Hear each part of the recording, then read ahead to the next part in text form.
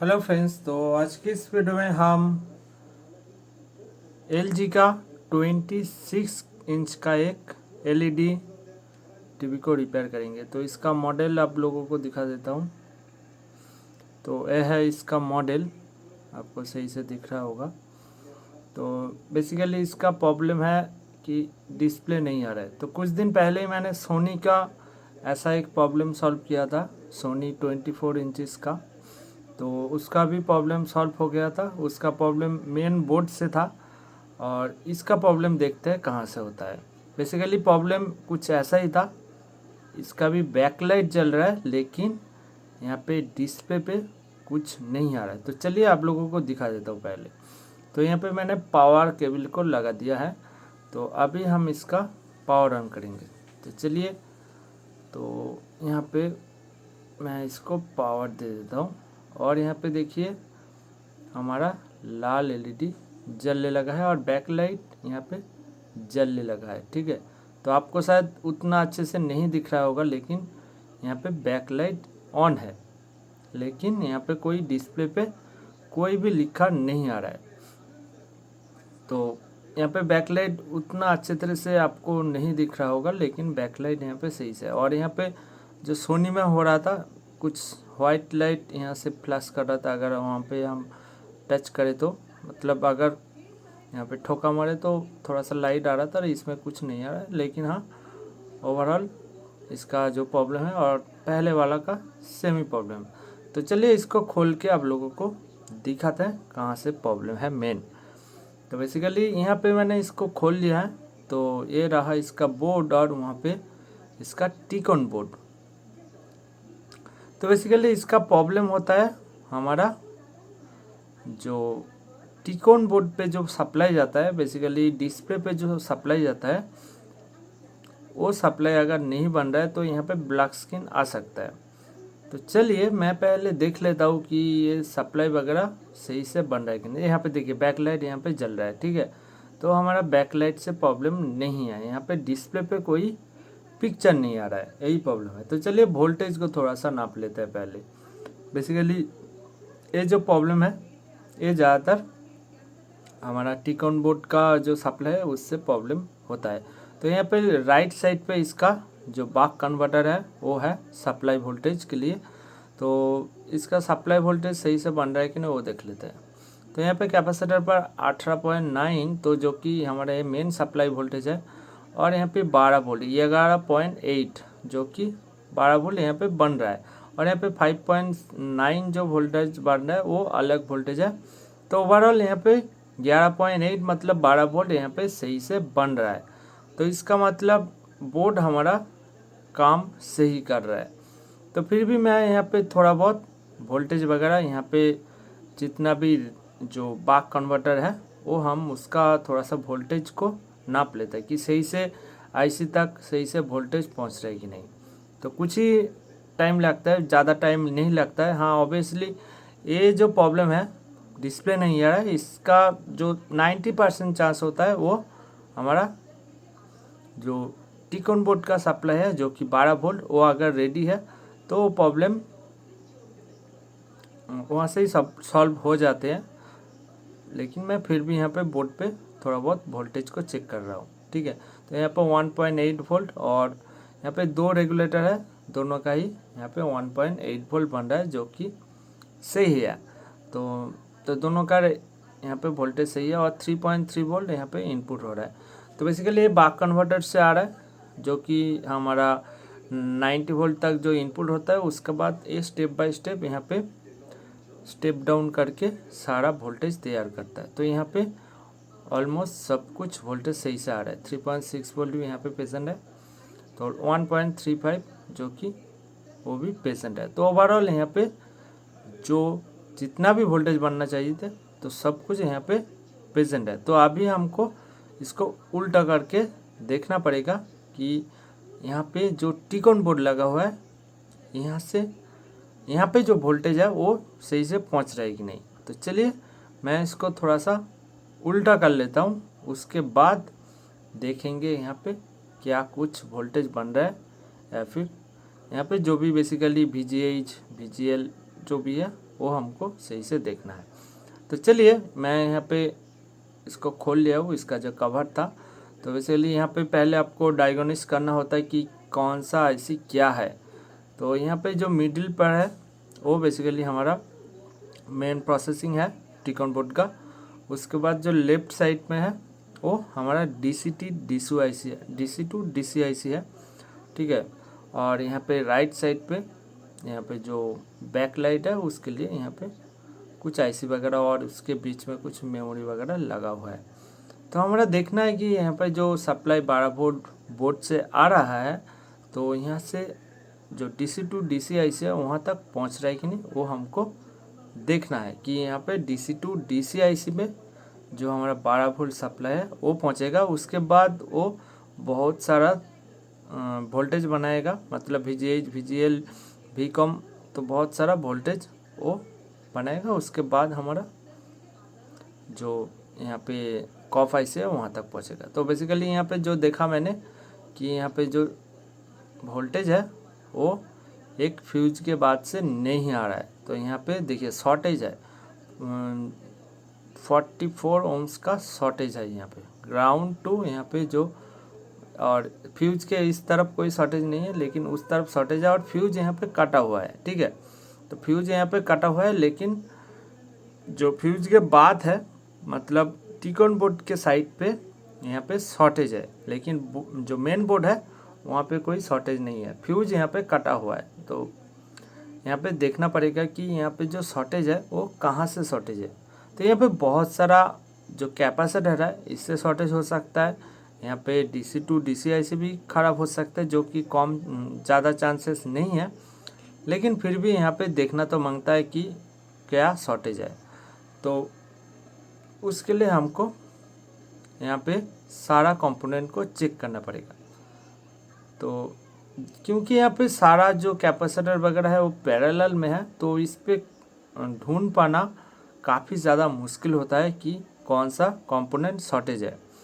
तो उसके लिए बेसिकली आप अगर चाहो तो सब कुछ खोल के एक एक करके टेस्ट कर सकते हो, और आपका नज़र में कोई हो कि ये शॉर्टेज हो सकता है उसको खोल के आप चेक कर सकते हो, लेकिन उनमें टाइम जाता है बेसिकली। तो यहाँ पे कहाँ से कहाँ तक वोल्टेज गया है वो थोड़ा सा डायग्नोसिस करना होता है कि हाँ कहाँ से कहाँ तक क्या कुछ यहाँ पे काम हो रहा है, वो थोड़ा सा आपको देखना होता है कि ये वोल्टेज कहाँ तक पहुँच रहा है। तो अगर सही से आपको नहीं समझ में आ रहा है तो आपको, अगर समझ में भी आ रहा है तो एक नया टेक्निक है।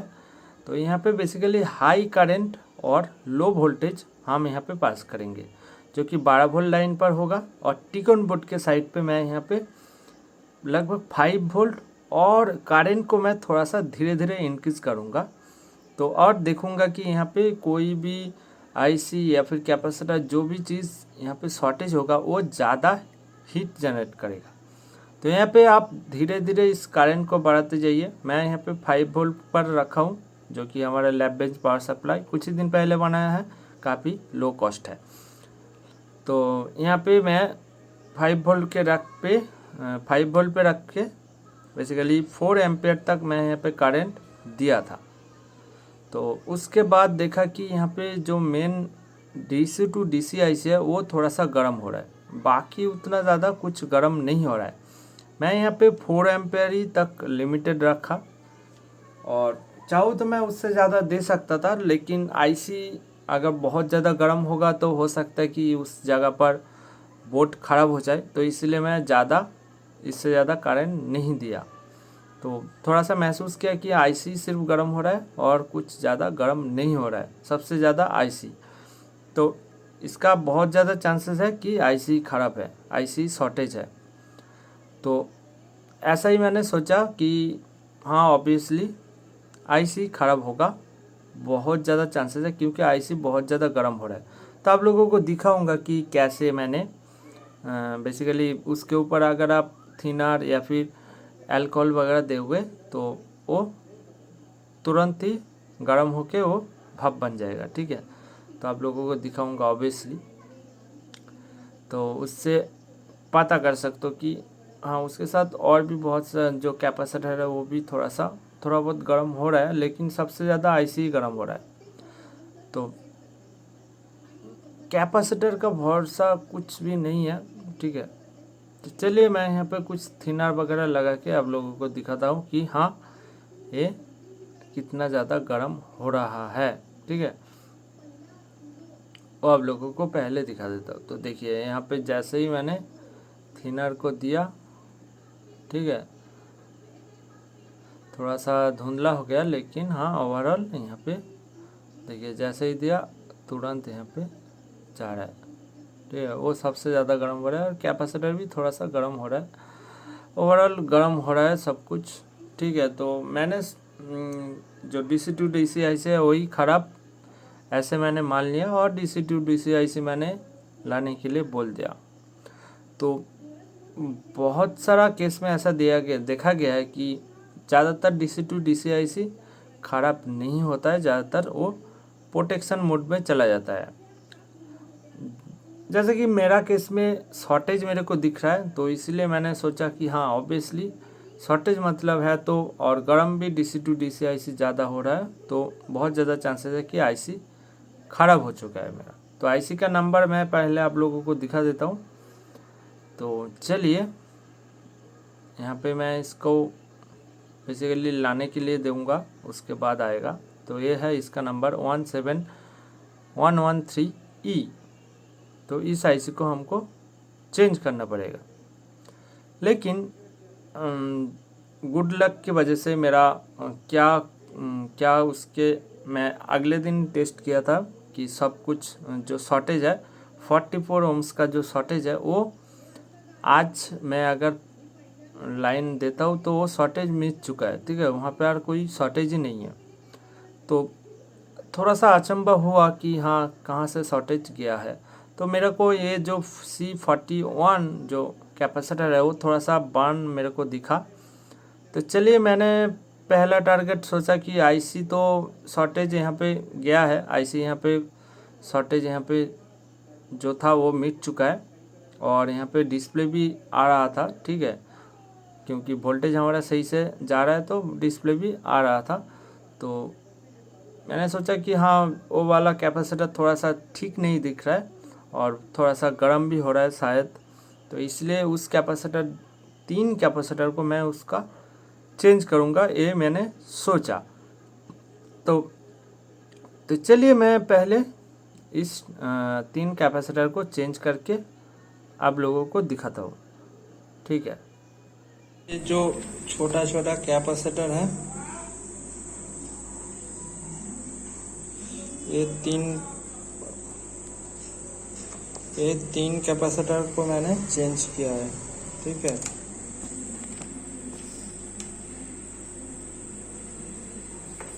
तो कल जो शॉर्टेज था, जो मेन लाइन पे इस 12 वोल्ट पे शॉर्टेज था वो जा चुका है, वो अभी शॉर्टेज नहीं दिखा रहा है। तो तब बेसिकली ये मेन IC गर्म हो रहा था, तो हो सकता है कि यहाँ पे जो छोटा छोटा जो कैपेसिटर है ये शॉर्टेज होने के कारण ऐसा हो सकता है। तो इसलिए मैंने उसको चेंज कर दिया और बाकी कैपेसिटर मेरे को सही लग रहा है। बाकी यहाँ पे टेस्ट करना होगा कुछ टाइम तक, उसके बाद पता चलेगा। तो यहाँ पे अभी टीवी रनिंग हो चुका है, तो थोड़ा सा आप लोगों को दिखा देता हूँ। यहाँ पे देखिए डिस्प्ले पे दिख रहा है कुछ लिखा, वहाँ पे देखिए नो सिग्नल जा रहा है, देखिए नो सिग्नल दिख रहा है।